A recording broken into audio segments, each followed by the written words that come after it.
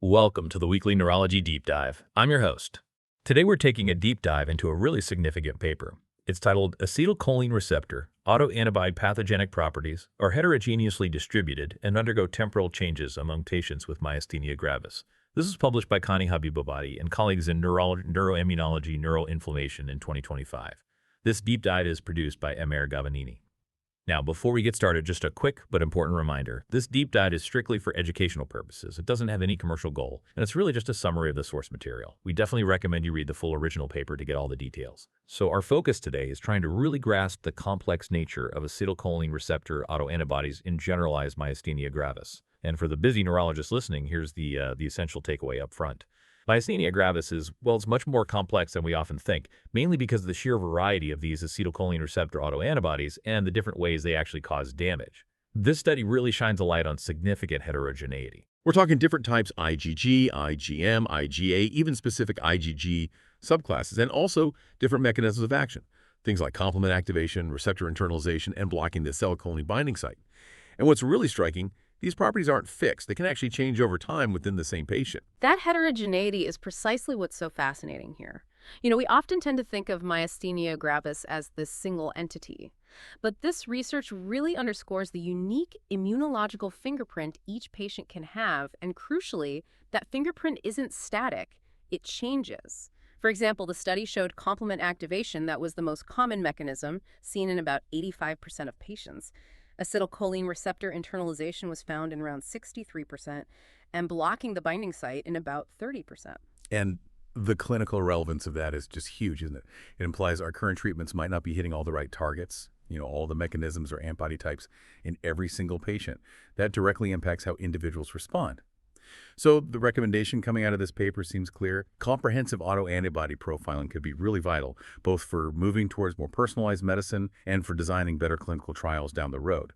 What's really at stake here is figuring out why some patients respond so differently to the treatments we have now. Exactly. It's about recognizing that a one-size-fits-all approach might miss key parts of the disease process in certain individuals, especially now with these newer, highly targeted therapies coming online. Okay, so to really understand the study's impact, let's first lay some groundwork. How do these acetylcholine receptor autoantibodies actually cause the problems we see at the neuromuscular junction? Right. There are three main pathogenic mechanisms that are well established, ways these antibodies disrupt signaling. First, there's complement activation. The antibodies essentially flag the area for the complement system, which leads to the formation of the membrane attack complex, and that damages the muscle membrane. Okay, damage via complement. Second is acetylcholine receptor internalization, sometimes called antigenic modulation. Here, the antibodies basically cause the muscle cell to pull the acetylcholine receptors inside, away from the surface. Fewer receptors available. So taking the receptors out of commission? Precisely. And the third mechanism is acetylcholine binding site blocking, receptor antagonism. The antibody physically gets in the way, preventing acetylcholine itself from binding to the receptor. Just blocking the signal directly. Oh. And what about the antibodies themselves? It's not just IgG, is it? No, absolutely not. While most autoantibodies in generalized myasthenia gravis are IgG, this research really highlights the presence of others, specifically IgM and IgA. And even within IgG, there are different subclasses: IgG1, IgG2, IgG3, and IgG4. Understanding this full spectrum, the isotypes, the subclasses, becoming critical because, as you said, new therapies are emerging, which raises that important question. How does this diversity, this heterogeneity, potentially limit the effectiveness of our current treatments for some patients? That really is the crux of it. The limitations link directly back to this heterogeneity. Take complement inhibitors, for instance. They're great at stopping that membrane attack complex, but they won't do anything about complement-independent issues like internalization or direct blocking. And similarly, think about FcRn blockers. They lower overall IgG levels. But if a patient has significant problems caused by IgM or IgA antibodies targeting the acetylcholine receptor, well, the FcRn blocker won't touch those. So that patient might not get the full benefit we'd hope for. Exactly right. It really points to a potential gap in how we're currently approaching treatment for some individuals. So understanding these complex mechanisms and the sheer variety of antibodies involved, the researchers definitely had a challenging task. How do they actually design the study to sort through all this complexity? They used a really robust study design. They analyzed 210 10 serum samples, which is quite a lot, collected from 50 patients who all had acetylcholine receptor IgG positive generalized myasthenia gravis. A really key part of it was the longitudinal approach. They didn't just take one snapshot. Samples were collected over 2 years at 5 different time points, roughly 6 months apart.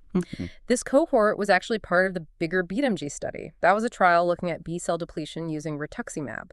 So this setup allowed them to look at the impact of rituximab. 24 patients got the treatment. 26 got placebo on these complex antibody profiles over time.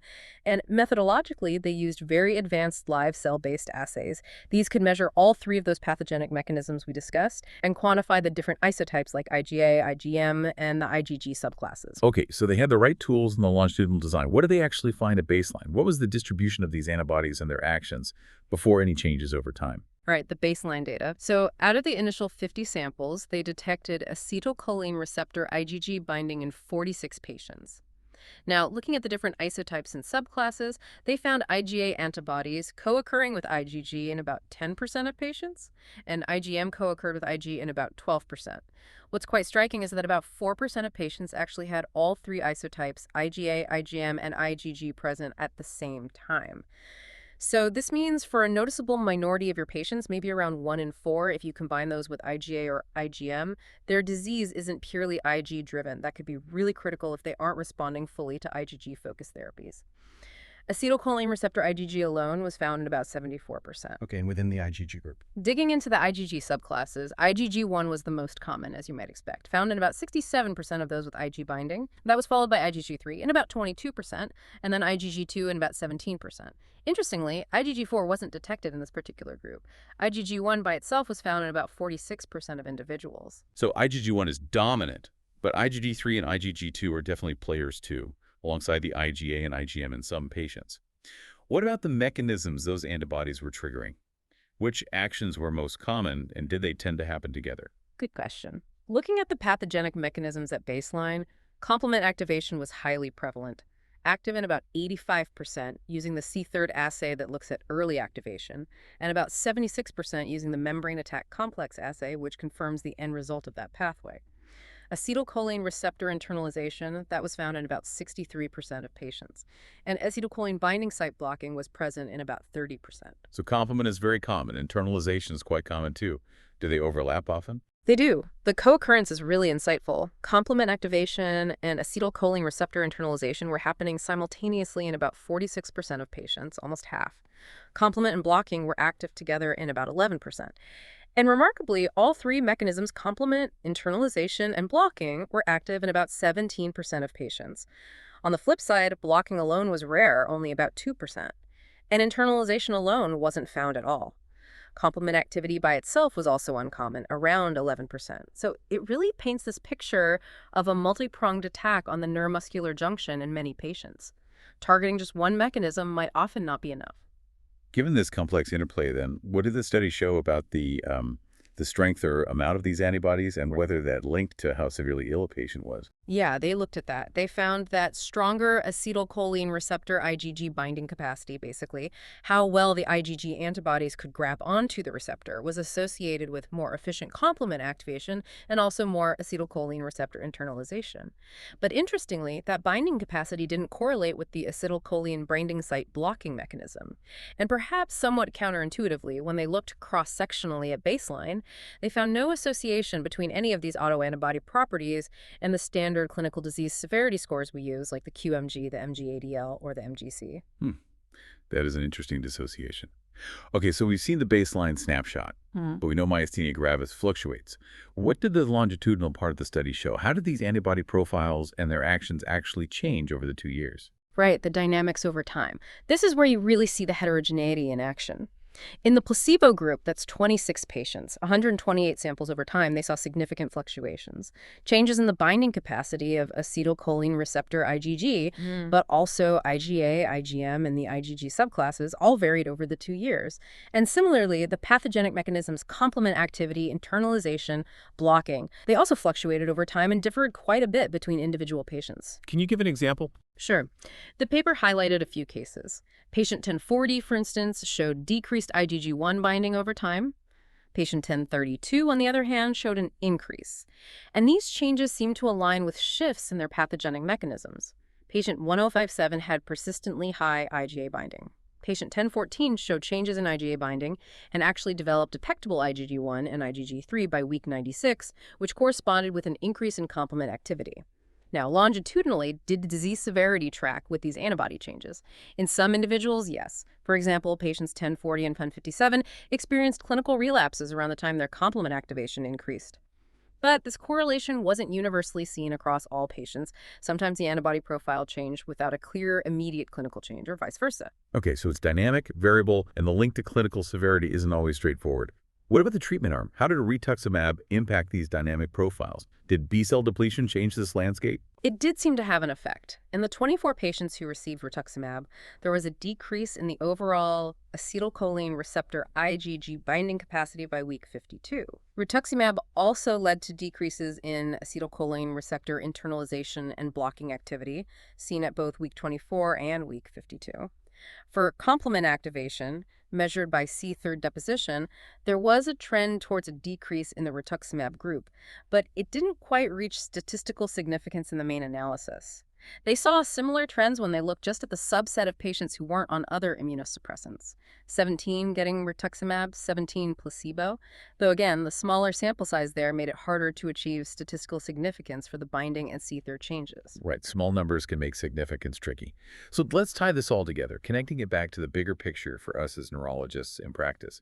What are the really critical take-home messages from this deep dive for our daily work and for thinking about future treatments? I think the core message is that this heterogeneity really matters clinically. It means some of our current therapies might not be optimally effective for every patient because they don't target all the relevant mechanisms or antibody types. To reiterate, complement inhibitors miss internalization and blocking. FcRn blockers target IgG, but won't help much if IgM or IgA are significant drivers for that particular patient. So this really underscores the potential value of looking at the full autoantibody repertoire, IgG subclasses, IgA, IgM, maybe even the mechanisms if assays become available for pushing towards truly individualized precision medicine and generalized myasthenia gravis. Monitoring changes in these broader profiles over time could also become really critical for managing patients effectively. And looking forward, the study really sets the stage for future clinical trials. Trials should probably incorporate this kind of comprehensive autoantibody profiling. We need to investigate the links between these profiles and treatment outcomes more rigorously and validate these advanced assays in much larger groups of patients. This deep dive really does highlight how much more we need to learn about tailoring treatments. Getting down to the individual patient's specific immunological profile in generalized myasthenia gravis seems key. It's a good reminder that we're not just treating a disease label, are we? We're treating a person with that disease and their unique immunological complexity. And that leads to an important question for you, the listener, to consider. How might this understanding this dynamic and heterogeneous nature of acetylcholine receptor autoantibodies influence how you approach your patients with myasthenia gravis in your own clinical practice going forward? Just to quickly recap the main points we've covered today. Acetylcholine receptor autoantibodies in generalized myasthenia gravis are incredibly diverse, different types, different ways they cause damage, and crucially, these features can shift and change within a patient over time. This complexity helps explain why treatment responses can vary so much. Current therapies might not be covering all the active pathogenic mechanisms or all the antibody isotypes involved. Therefore, the idea is that comprehensive autoantibody profiling could significantly improve our ability to personalize treatment strategies and also inform the design of future clinical trials, hopefully leading to better outcomes for patients. Remember, this has been a summary for educational purposes only. Please do consult the full paper for all the detailed information. This has been the Weekly Neurology Deep Dive, produced by Emer Gavanini.